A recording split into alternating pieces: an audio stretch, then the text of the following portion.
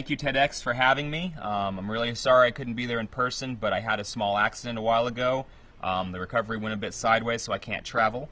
But lucky for me, TEDx was kind enough to send a camera crew to my house here in Palm Springs. My name's Corliss. I'm a professional adventurer. I dive with sharks, I base jump, and I fly wingsuits. I was flying wingsuits in South Africa, filming for HBO, and I had a small accident. You're going to see it right now.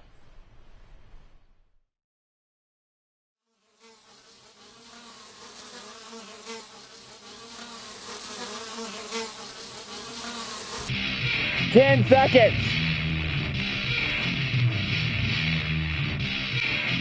Three, two, one. Here, bro.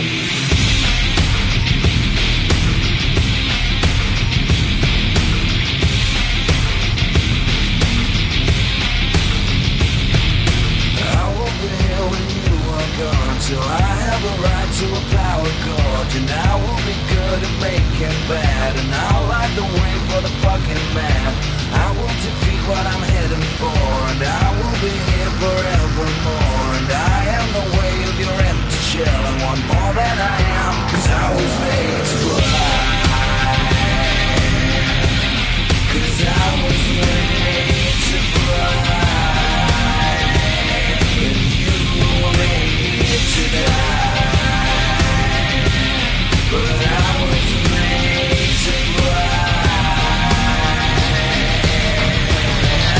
I will survive 'cause I want more, and I will create a big war, and I will rule over and give you hell, and then you will do as I command. 'Cause I will be here when you are gone, yeah, I'll still be here when you are gone. I'll fill you with fear of the holy sun. I want all that I am, 'cause I was made to fly. Yeah, I was made to fly. You were made to die, but I was made to fly.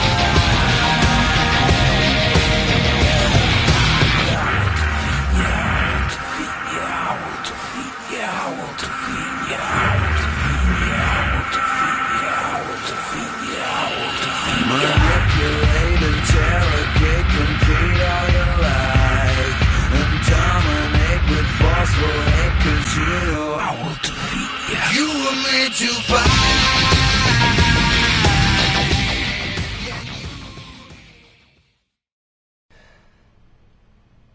Okay, so you just saw the video of a very extreme accident that I had. Basically, that happened back in January on the 16th. I was filming for HBO, and you know, I'll just go into the story and I'll just tell you what happened that day. You know, I'd been doing jumps for the previous 2 days, and I'd gotten very confident with the area, and I felt very comfortable with the flights. I decided to get much closer this day. There were 2 balloons that were set at the ledge that I was flying over, that I was going to be proximity flying with the suit. One of the balloons, the black balloon, was blown down by wind and trapped on a much lower level. And as I was at the top looking down, I decided that I wanted to do something more challenging, and I decided to go for the lower balloon. I jumped. I started flying towards the balloon. I homed in on the balloon, leaned over the suit, generated speed, came through a boulder field, clipped my left foot on one of the boulders. That dragged me into the ledge right in front of the black balloon. I bounced, and as I impacted, the force was so extreme and so hardcore that I couldn't believe that a human being could impact something at that speed and continue to live. So, you know, my mind kind of separated in 2 parts. One part was a technical part that was all about just, you know, what I needed to do to survive. You know, regain control, fly over that ledge, you know, where I needed to pull my parachute. The other part went into kind of an argument with me about, you know, should you even pull at all? This concept of, you know, you're going to die, there's really nothing you can do to stop it from happening, so, you know, why pull at all?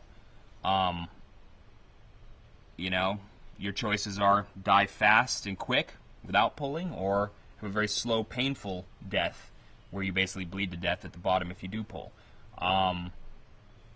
part of my brain basically said, you pull now or you die. And the other part of my brain that was having this little argument just kind of said, well, it's a good thing I like pain. And I pulled. And sure enough, I impacted. And I got to experience an enormous amount of pain. As you can see, I survived. Now, the idea is, what do we learn from this? What do we learn from, making a massive mistake like this? And what I learned is that I'd lost respect. I'd lost respect for the mountain, and I'd lost respect for fear. And that's always been something. People have always asked me, they're always like, hey, do you have no fear? Are you fearless? And I've always been, no, absolutely not. I have the same fear that everybody else has. These things terrify me, and that's what keeps me safe. The fact that, I respect that fear, and I have that fear, but I don't allow that fear to prevent me from, living my dreams and doing the things that I love. And I've learned over time how to control fear. You usually begin with something small. Like, I didn't start by just flying wingsuits off of mountains. I started with skydiving. I started with jumping, the same way you would start, the same way anyone would start. I did a tandem. And you know what? I was terrified the first time I did a tandem. And then I went and got my A license. And the first time I did my first solo jump, I was terrified when I did my first solo jump. And then I got in, I did hundreds of skydives. And then I did my base jumping training course. And then the first time I did my first base jump, I was terrified. I mean, everything I've done has terrified me. And it's important to have that fear, because that fear is what keeps you safe. That's what keeps you focused. And that's what keeps you from pushing, across that line that could kill you. And unfortunately on this particular day, at Table Mountain in South Africa, I was too comfortable. I was too confident, and I lost that fear. And at the time, I wasn't even thinking about it, but now looking back is it's insane. it's insane to not be afraid when you're doing something like that. So, I've always had this idea that, the most important thing in my life is passion. And the most important thing in my life is trying to turn my dreams into realities. And I lost focus at that point about that. Because the dream wasn't to see how close I could get to a ledge. That's not the dream. The dream is to fly. And to fly for a long time. And to try to do something that is repeatable over and over and over again. And I think what I learned that day is I learned that I have to keep fear. And I think that the mountain basically was trying to say, hey, it gave me a real hard spanking to remind me that what I do is dangerous and that what I do is terrifying and that I can't ever lose that. I must keep that fear. And I must learn how to harness that fear and use it to my benefit so that I can do great things in the future with the things that I want to do. I had a friend who died basically the exact same way that accident occurred. And he had this saying that I really, really liked, which was, whenever you do anything risky in life, you begin with two jars. You have a luck jar and you have an experience jar. There's an unknown amount of luck inside the luck jar. And when you begin, your experience jar is empty. And over time, every time you do something risky, you take one little piece out of your luck jar and you drop it into your experience jar. Over time, you're going to run out of luck, and all you're going to have left to keep you alive is your experience.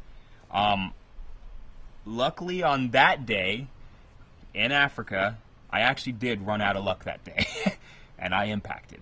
But the reason I survived, even though I made a massive mistake, was because I had a very full experience jar over years and years and years of training, thousands of skydives, thousands of base jumps, thousands of wingsuit flights. And when I made that impact, and that happened to me, I didn't panic. My mind stayed clear. I did what needed to be done at that moment to survive. And that comes from training, and that comes from experience. And again, like we just said, the experience jar saved my life at that moment. And what I think that most people need to find, my dreams are not everyone's dreams. I get that. My dreams are a little bit strange, they're a little bit bizarre. That doesn't make them any better or any worse than anybody else's. But what I do is I go out in the world and I chase my dreams and I do what I can to try to make those dreams a reality. That is basically what my life is trying to turn dreams into realities. And I always find it very inspiring when I see other people trying to turn their dreams into realities. Your dreams don't have to be jumping off of buildings. Your dreams can be anything. They can be, if you love fixing cars, or you love dancing, or you love singing, or you love anything. It can be anything. But if you love something and you have a dream to do something, what's important is that you don't allow fear, to stand between you and whatever that something is. That's what I think is really important in a person's life, is to push through that fear, learn to control that fear, learn to harness that fear. But don't ever forget that that fear is an important part of your life. You need to keep the fear, and you need to understand that fear. But don't ever allow that fear to hinder you or stop you from living your dreams, because that's really what life is all about anyways. It's about trying to turn your dreams into realities and to live your passions. And if you're very, very fortunate, if you're very, very lucky, you will look inside yourself and find that thing, that passion, that dream, that something that gives your life purpose and gives your life meaning, and that you're willing to dedicate your entire life to. And if you're lucky enough to find, what that is, I just hope that you'll be able to work through the fear to make it happen and to do it. And that really is, it's the only thing I can really leave anyone with. Hopefully they see that, I do these things, and even when I get completely shattered and destroyed, I continue, because it's my life and it's what I love. And I hope you get to find something like that too. Thank you very much for having me here.